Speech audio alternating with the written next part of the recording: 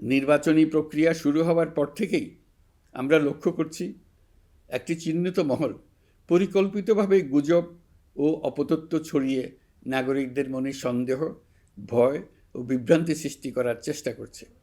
তাদের উদ্দেশ্য একটাই, নির্বাচনের শান্তিপূর্ণ পরিবেশ নষ্ট করা, জনগণের আস্থাকে দুর্বল করা।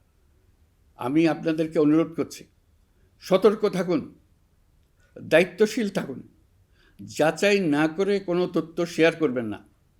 গুজবের বিরুদ্ধে সবচেয়ে বড় অস্ত্র হলো সচেতনতা ও সত্য। নির্বাচন নিয়ে যারা বিগত মাসগুলোতে উদ্দেশ্যমূলকভাবে সংশয়, সন্দেহ সৃষ্টি করেছিল, তারা সম্পূর্ণভাবে ভুল প্রমাণিত হয়েছে। জনগণকে বিভ্রান্ত করতে তারা চূড়ান্তভাবে ব্যর্থ হয়েছে। আপনারা সকল প্রকার অপপ্রচার থেকে নিজেদের মুক্ত রাখুন।